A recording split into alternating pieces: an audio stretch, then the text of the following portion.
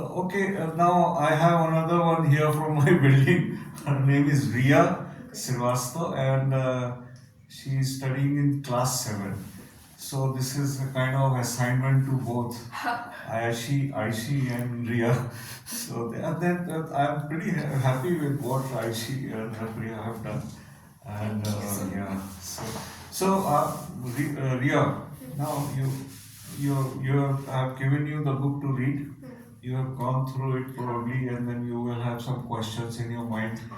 So shoot now. Okay, I'll just Louder. start. How did you manage your work-life balance? Uh, how did I balance my work life balance? Okay. During when I was working, it was a little different, and after retirement, it has become a little different. Okay. तो जब मैं work करता था तो work life balance was when I was in hotels, my first 10 years which I worked in hotels, उसमें थोड़ा difficulty थी in the sense that timings were odd. You know, we used to work in shifts and things like that. कभी late nights हो जाते था, ये हो जाता था, वो हो जाता था. But I made sure that I took my offs at least once a week, or 1.5 day a week, and to spend my time with the family. The family. That's it. Another thing which I did was I always made a point to my employers that I need some few days in a year to travel and go to places and go for a vacation to so that we can yeah enjoy that. And I was very much interested in reading, so I used to spend a lot of time in doing the reading, buying the books and borrowing the books from library and reading it. So it was a kind of a very tight schedule when I was working in hotels. But the things changed the moment I joined the institutions. My first job in Bangalore at the IHM was uh, when I started that. Then I realized, okay, it's a 9 to 5 kind of a setup, and weekends are yours. Saturday, Sunday, chutti. No work. So the entire picture was changed.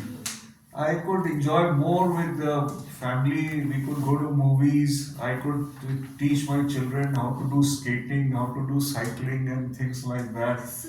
And I could take, when the school or the college was closed for summer vacation or winter vacation, I could travel to different parts of the, and then see the places, go on vacation, sometimes on the beach, sometimes hill stations, and so on and so forth. So there was a lot of good stuff happening, and this continued when I was in IHM, Lucknow, because the setup was almost same. You had your weekends to yourself. Every day it was more or less 9 to 5 kind of a job, and since I was in campus, so it was more fun because we had students around, hostels and things like that. So it was very nice. But after retirement, I have more spare time now. Of course. So now my work is related to basically social services, religious services. I look after the temple affairs in our society. I get actively involved in the RWA, the Art Association of Owners and so on and so forth. Plus, I like to hang around and interact with the kids, which are plenty in our building, and I want to inspire them, and talk to them. I get a lot of pleasure in doing so, and we have a lot of and my lot of activities, continue in the sense that universities they call me for talks and things like that. So it's a good mix, basically. I'm happy. That's really good. Moving on to the next question. Yeah. Tell us about your social life. As I told you, social life now revolves around religious services, hanging around with grandchildren, children, and uh, getting involved in the society affairs, where we are, and then as far as the academic academic work is concerned, I do keep in touch with the different educational institutions, universities, and I will go and deliver some lectures and participate in the seminars and so on and so forth. So it's nice. It's Of yeah, course, it would be. yeah. Okay, the next question. Are you still doing any sort of job? Uh, not really. I'm not into a fixed kind of I'm not doing a regular job, but I do help. I do get requests for help, from various uh, organizations, some people, some students, um, for consultancy and so on and so forth. So I do help them, and I do it for free. I don't charge anything. Just for information. Yeah. How are you enjoying your retirement? As I said, I'm involved in the academic work and the society work, etc., etc. And of course, major time spending with my grandchildren and my family. And we have a big family, so a lot of weddings, birthdays, and so on and so forth, and movies and things like that. Traveling is one another thing which I make sure that in a year at least we take a big tour, at least one or two big tours, either in India or abroad. And apart from the chota mota travel here and there for weddings and things like that, that is another.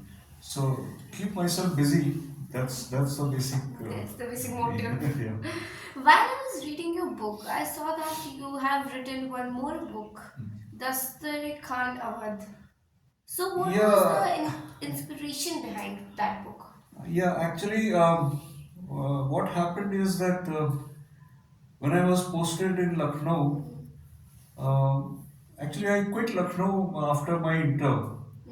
After doing 10 plus 2, I had quit Lucknow, and then I was studying in Bombay for uh, what 4 plus 3 7 7 years or 8 years, something like that.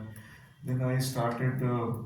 Then I spent 10 years in Goa, and then I did another 6 7 years in Bangalore, and then finally came back to Lucknow for a job.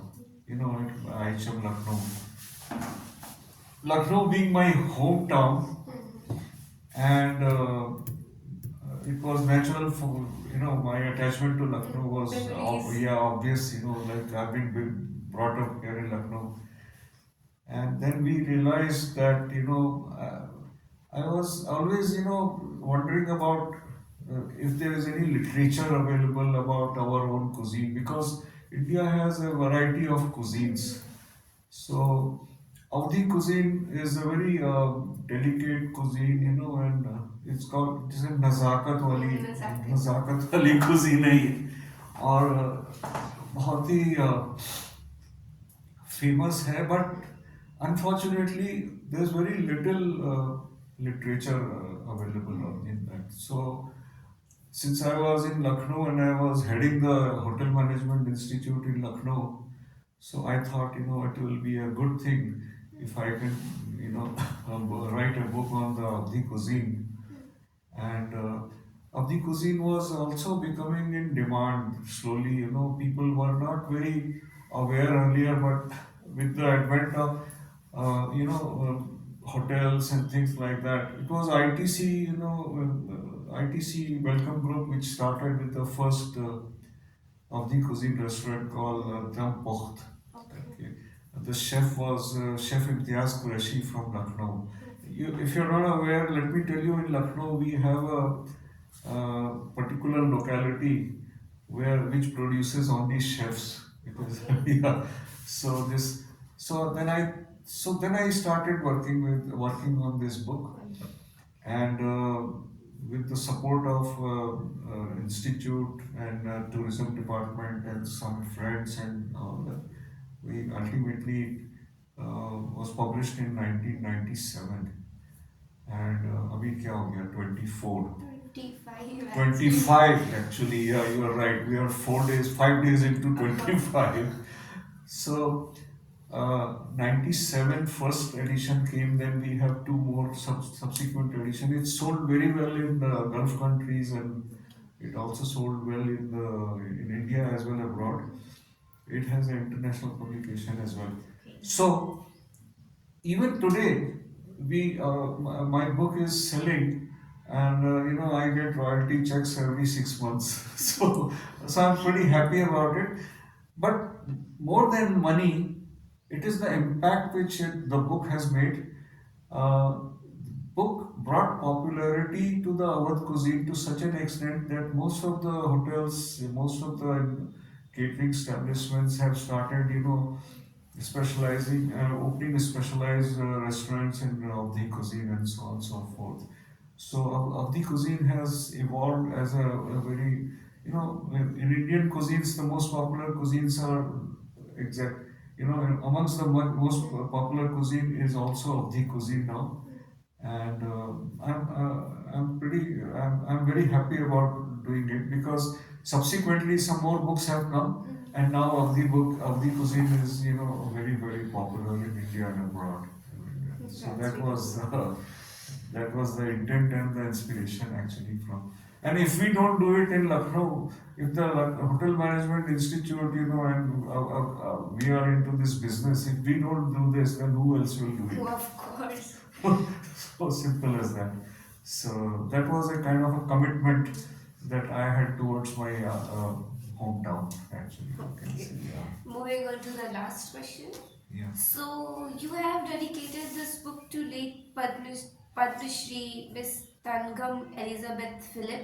Yeah. What is the reason behind it? Well, actually, apart from my parents, I would say that she was the one who was my uh, greatest support. Okay. Of course, your parents are your greatest support, but she was one who I'm grateful to her for whatever I am today.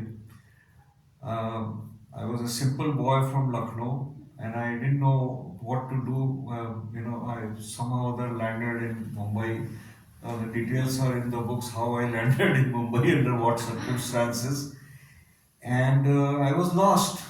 I didn't know what was going on there because I got admission in Bombay University, and here in Lucknow we used to have classes in Hindi, and there it was all English, and it was all going like this, like this. All I mixed didn't up. know what was happening, and I got admission into BSc, and my principal main subject was maths, and there were subjects. There were 8 papers in maths. I some of the paper I did not even. I was the first time that I heard those names. I never. What I knew from here was only algebra and geometry and things like that. But anyway, it was a. I had a tough time, really tough time. It was only when I got into this institute where Miss Philip was our principal, then I realized that there is so much to so much to offer, as far. I really tell you, she was a lady. She was she was a Christian lady from Kerala, and we had students from all over India and even abroad. But she took personal, interest in each and everybody, and she she was very much interested in me. When she heard that I am from Lucknow, she called me, and she uh, made me made me she introduced me to the hotel industry, saying that you go and work there, see, get experience here. And even after passing out, when she kept a track of me, she was always encouraging me. So I would say that And my parents, I had no, they had no idea what I was doing actually. For them, hotel management was like, they didn't know. So basically, whatever, my career progression, was basically, she was always encouraging me and she was always helping me. And she helped me a lot. She encouraged me to write the books, the Dastarkhan. She brought me, actually, she was the one who was responsible for bringing me from industry to the education. She said, "You have already done about a decade now in industry. You have learned the ropes. You know exactly, at the senior position, at the supervisory level, what is happening. Now it's time that you give it back to industry. You come and teach the students, and that's how, and she was one of the greatest, teachers I had. And she produced a lot of leaders, a lot of, great industry people. And then she said, "You have to keep on doing the same." And I'm grateful to her. And that's why I got a lot. Uh, she was my mentor, basically. So that's why I dedicated the book. It's very not, don't find many people, many principals dedicating their book to their principals. Wow. But this is the way. She was more than principal for me. She was a mother figure, Mother basically. figure. Yeah, actually, that's how it is. Yeah. With this question, I would like to end this. Thank you so much for your You're time. welcome. I hope you enjoy the book. Sure. Thank you.